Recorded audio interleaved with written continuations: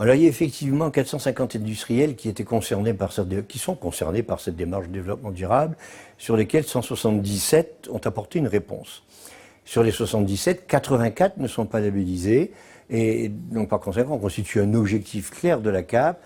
Si on n'a pas réussi à les convaincre pour l'instant de participer à cette opération de labellisation, ça veut dire qu'on n'a pas encore apporté tous les arguments nécessaires. On va donc réorganiser, structurer encore d'une manière différente l'opération labellisation pour amener tout le monde demain à faire partie de cette labellisation qui est capitale, parce que le choix des établissements aujourd'hui porte sur la petite icône que nous mettons sur les catalogues. Donc c'est capital.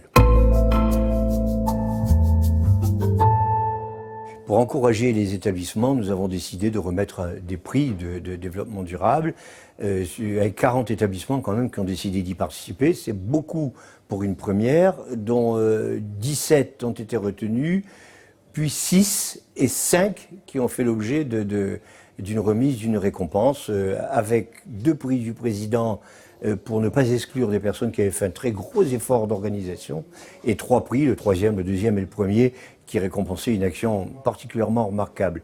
L'objectif est non seulement de faire connaître ce qui s'est réalisé, mais également de le diffuser de telle manière que nous puissions demain utiliser ce que les autres ont fait pour aller un petit peu plus loin et un petit peu plus vite.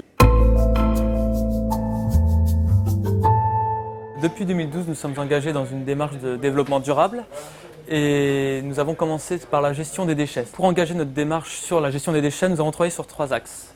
Le premier axe a été de mettre en place des filières de déchets, donc simples, tels que le papier, le carton, les piles, les radiographies, les déchets biodégradables dans le compost. La deuxième étape a consisté à sensibiliser et former le personnel et nos résidents qui jouent pleinement le jeu. Depuis 2012, les résultats que nous avons sont très encourageants, puisque nous avons mis en place 30 filières de déchets, nous avons signé 30 partenariats avec l'ensemble de nos prestataires, nous avons diminué notre taxe ordures ménagères de 66%. Les prestataires se sont engagés, ils ont eux-mêmes changé leur façon de voir les choses. Les salariés s'impliquent énormément et trient chez eux. Et les résidents, enfin, sont vraiment très impliqués et n'hésitent pas à donner des conseils aux nouveaux résidents lorsqu'ils arrivent. Et ça, c'est très amusant.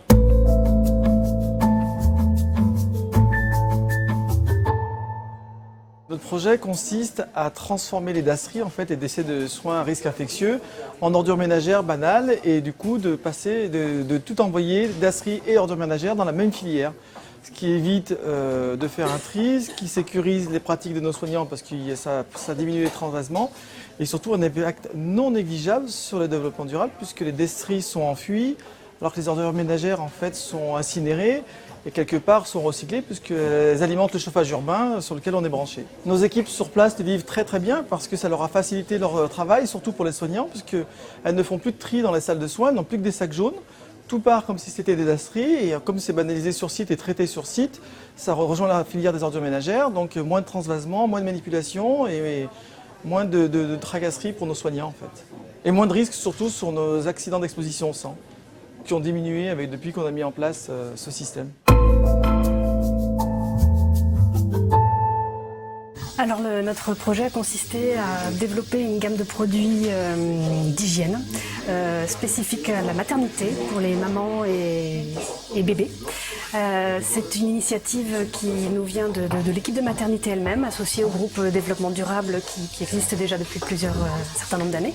L'idée c'est de réfléchir à des produits qui soient sains, qui soient labellisés et reconnus par un label développement durable et éco. Aujourd'hui, nous avons un retour des mamans qui est très positif sur ces produits, puisqu'elles utilisent tout au long de leur séjour à la maternité. On obtient dans nos questionnaires de satisfaction un très bon retour et des encouragements pour continuer dans cette démarche et de développer, pourquoi pas, sur autre chose. Alors, ce qui a motivé ce projet, c'est tout simplement connaître au plus près le nombre de repas à confectionner à chaque service. Nous sommes un établissement relativement atypique dans le monde des établissements de santé, puisque nous sommes un centre des réadaptations professionnelles. Donc on s'est dit, comment réduire nos déchets ? Tout simplement, l'idée de base, c'est si on connaissait au plus près le nombre de clients susceptibles de venir déjeuner, déjà ça nous réduirait la quantité commandée, la quantité produite. Et on s'est dit, pourquoi pas développer notre propre application qui nous permet à nos clients de mettre en ligne tout de suite après leur repas l'enquête satisfaction, de nous proposer également des menus, des repas. Donc on a vraiment un lien d'échange complet avec notre clientèle aujourd'hui. Et tout de suite, on a eu un plébiscite général de l'ensemble des clients. Et quelle que soit l'heure à laquelle la personne va passer, elle est assurée d'avoir ce qu'elle désire au restaurant. Dans un restaurant, quand vous êtes organisé en self, les premiers généralement ont ce qu'ils veulent et les derniers ont ce qui reste. Chez nous, c'est fini.